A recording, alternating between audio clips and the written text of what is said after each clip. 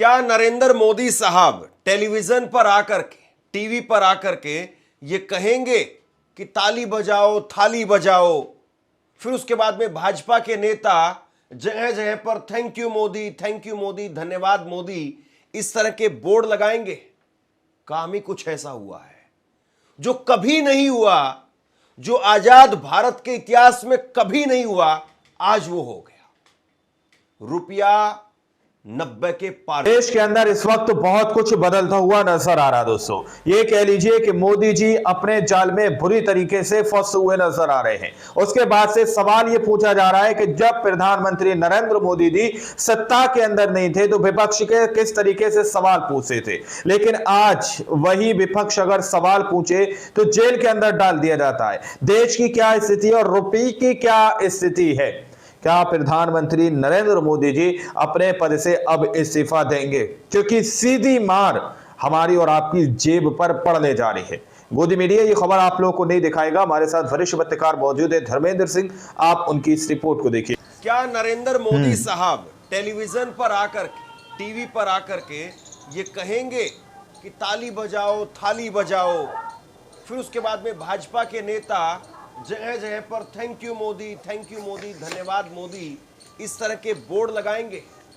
काम ही कुछ ऐसा हुआ है जो कभी नहीं हुआ, जो आजाद भारत के इतिहास में कभी नहीं हुआ, आज वो हो गया। रुपया 90 के पार चला गया रुपया। सोचिए, $1 की कीमत आज की तारीख में 90 रुपए है, और ये बहुत जल्द हो सकता है कि 100 रुपए। देश के अंदर महंगाई का मामला। और सबसे बड़ी बात यह है कि जिस नेहरू को कोसते, क्योंकि अभी भी नेहरू जी को लेकर के राजनाथ सिंह ने कहा है कि नेहरू तो सरकारी पैसे से बाबरी मस्जिद बनवाना चाहते थे, वो तो सरदार वल्लभ भाई पटेल ने रोक दिया। यानी पैसे का जिक्र हो रहा है और नेहरू का जिक्र हो रहा है। हालांकि ये पूरी तरह से झूठ, क्योंकि सरदार पटेल की मौत के 14 साल बाद में भी नेहरू ही प्रधानमंत्री, अगर वो चाहते तो तब बनवा देते, लेकिन नेहरू और पटेल के नाम पर बस झूठ पेश किया। और बाबरी जब बनी थी तब तो ना नेहरू जी का जन्म हुआ था, ना उनके पिताजी का जन्म हुआ था, जन्म ही नहीं हुआ तो लोगों का किसी का। तो खैर बात ये है कि नेहरू जी को लेकर के जो कोसते हैं वो जरा देख लें, अपने गिरिबान में झांक लें और याद कर लीजिए आप वो भाषण नरेंद्र मोदी का, जब वो दिल्ली की हुकूमत पर बैठना चाहते थे, दिल्ली की गद्दी पर बैठना चाहते थे, उस वक्त में उन्होंने कहा था कि ये ऐसे नहीं होता है मित्रों, मैं शासन प्रशासन में मैं बैठा हूं, मुझे पता है कि नेपाल का रुपया पतला नहीं होता है, बांग्लादेश का रुपया पतला नहीं होता है। क्या कारण है मित्रों कि भारत का रुपया पतला होता जा रहा है? और उस वक्त में भारत का रुपया इतना पतला नहीं था। देखिए आज 90 रुपए का जो बेंचमार्क है वो भी क्रॉस हो गया है। और जब मनमोहन सिंह जी की सरकार थी उस वक्त में $1 की कीमत वो 55-56 रुपए, 58 रुपए उनके जाते जाते रहा। यानी केवल 30-32 रुपए वो अकेले नरेंद्र मोदी के राज में क्रॉस हो गए। भारत में अभी तक 13 प्रधानमंत्री हुए, 13 प्रधानमंत्री, लेकिन नरेंद्र मोदी इकलौते ऐसे प्रधानमंत्री हैं जिनके राज में रुपये ने इस तरीके से गोता या छलांग लगाई। आप जरा ये तस्वीर देखिए, आप ये तस्वीर रुपये ने गोता लगाया, डॉलर ने छलांग लगाई। नेहरू जी से लेकर के और नरेंद्र मोदी तक। हालांकि ये 2 दिन पहले की तस्वीर है, इंडियन एक्सप्रेस अखबार का ये ग्राफिक है जिसके अंदर दिखाया गया है कि जब नेहरू जी की सरकार उस वक्त में रुपया सबसे ज्यादा मजबूत था, लेकिन फिर रुपया गिरते चला गया और मोदी जी के राज में तो फिर गिरने के सारे रिकॉर्ड ही टूटे। यानी जिस रुपए को उठाने की बात होती थी वो रुपए पाताल में जा रहा है। नेहरू जी के राज में रुपया अच्छा खासा रहा, इंदिरा गांधी के राज में भी रुपए की ठीक ठाक स्थिति रही। उसके बाद में नरसिम्हा राव के समय आते आते, राजीव गांधी के समय आते आते रुपया वो गिरना शुरू हो जाता है। और फिर उसके बाद में डॉक्टर मनमोहन सिंह के राज में, अटल बिहारी वाजपेयी के राज में भी रुपया जबरदस्त तरीके से और नीचे गया।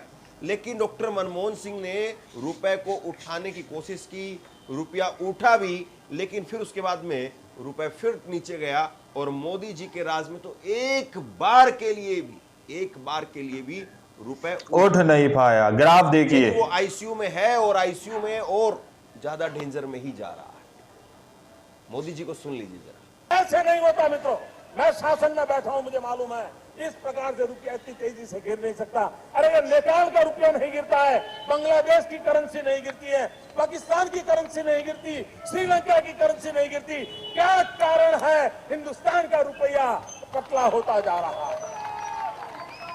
ये जवाब देना पड़ेगा आपको, देश आपसे जवाब मांग रहा है। अब सबसे बड़ी बात यह है कि देश आपसे जवाब मांग रहा है। ऐतिहासिक तरीके से नीचे चला गया है, सबसे निचला पायदान रुपया ने छू लिया।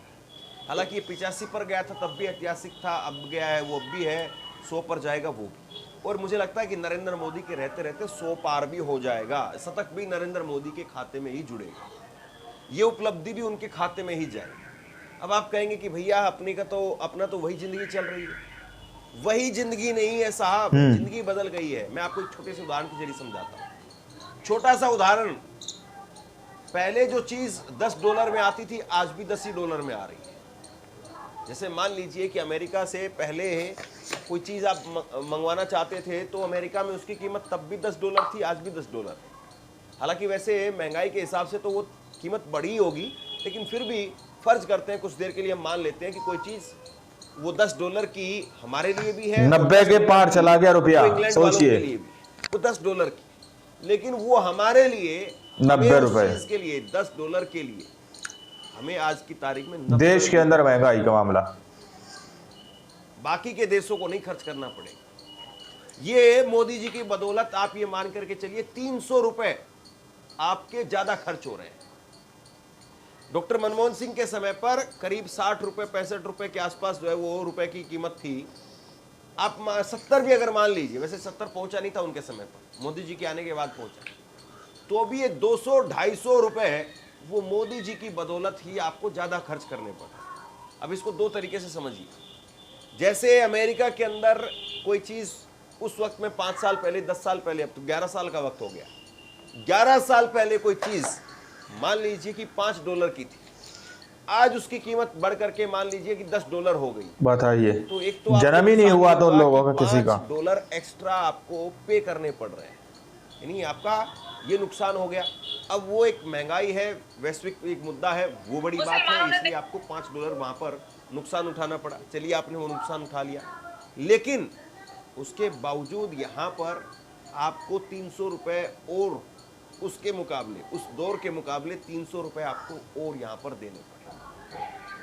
कुल मिलाकर के बात ये है कि आपको दो तरफा मार पड़ रही है। एक तरफ तो जो इधर से प्रेशर आ रहा है, जो दीवार पर आपका सिर जाकर के लग रहा है वो तो लग ही रहा है, लेकिन इधर से जो आपको ठेला जा रहा है, जिससे आप दीवार पर जाकर के लग रहे हैं, डबल फोर्स काम कर रहा है। अगर कम से कम इधर से नहीं ठेला जाता, इधर से उतना जोर से नहीं मारा जाता, दीवार पर हम कम जोर से जाकर के लगते, सिर नहीं फूटता हमारा। लेकिन अब 55-56 रुपए धक्का मारा जा रहा है, उधर भी तो सर फूटेगा ही। अमेरिका कोई खैरात तो बांट नहीं रहा है। और दूसरी बड़ी बात यह है कि ये डॉलर जो लगातार भाग रहा है, इसके पीछे एक वजह है कि हम केवल अब चीजें ले रहे हैं, वहां पर दे नहीं पा रहे हैं, आयात हो रहा है, निर्यात नहीं हो पा रहा है।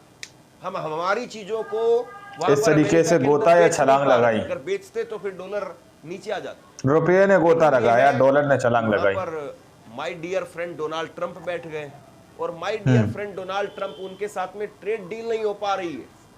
सब कुछ करके देख लिया, लेकिन ट्रेड डील नहीं हो पा रही। अब ट्रेड डील नहीं हो पा रही है, इसलिए अभी ये इसी तरीके से गिराव रुपए के मुकाबले में होता रहेगा और डॉलर ऊपर जाता है। सबसे बड़ी बात यह है कि जिस तरीके का नैरेटिव बनाया गया, जिस तरीके से उस वक्त में कहा गया कि चलाना नहीं आता है, अब वैसे समझदार आदमी कोई भी होगा वो समझ लेगा कि डॉक्टर मनमोहन सिंह, उनकी डिग्री और मोदी जी की डिग्री, उसमें कितना अंतर है। अगर कोई समझदार आदमी उस वक्त में था या आज के वक्त में है या कभी भी रहेगा, वो उठा करके देखेगा कि दो आदमी हैं, एक आदमी की डिग्री वो देखिए और दूसरे आदमी की डिग्री ढूंढने से नहीं मिलती, उसको लेकर के फिर वो डिग्री के बारे में जा करके पढ़ेगा कभी कोई आदमी कि मोदी जी की डिग्री उनके बारे में पढ़ेगा तो फिर पहले कई केस पढ़ने पड़ेंगे कि फला कोर्ट ने क्या कहा, फला सरकार ने क्या किया, फला इसने क्या किया, फला यूनिवर्सिटी ने क्या किया। उठ नहीं पाया, ग्राफ देखिए, दुनिया भर के बवाल। और उस वक्त में डॉक्टर मनमोहन सिंह पर सवाल कौन उठा रहे थे? नरेंद्र मोदी। और ऐसा नहीं कि एक जगह पर घूम घूम करके पूरे देश में माहौल बनाया गया कि सरकार तो लचर है, इस सरकार के बस की बात नहीं है, ये व्यापारियों के हित में नहीं है, ये सरकार रहेगी तो व्यापार डूब जाएगा, व्यापार हो ही नहीं पाएगा। जिस प्रकार से डॉलर मजबूत होता जा रहा है, रुपया कमजोर होता जा रहा है,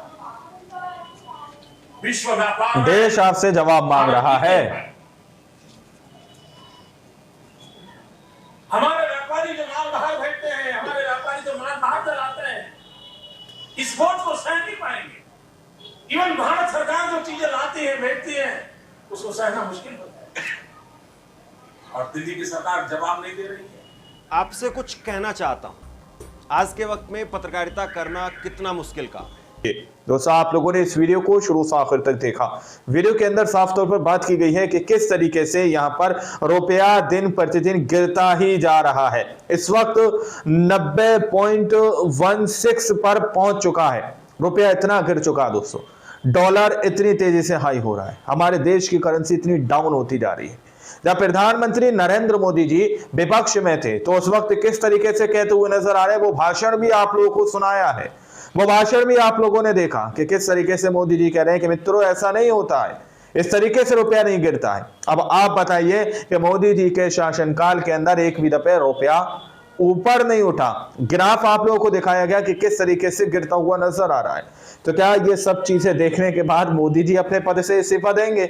ये सवाल पूछा जा रहा है। अब आप लोगों ने इस रिपोर्ट को देखा, सुना, आप लोग इस रिपोर्ट के बारे में क्या सोचते हैं, क्या समझते हैं, अपनी राय कमेंट सेक्शन में जरूर दीजिएगा। मिलते अगली वीडियो में, जब तक के लिए जय हिंद, जय भारत।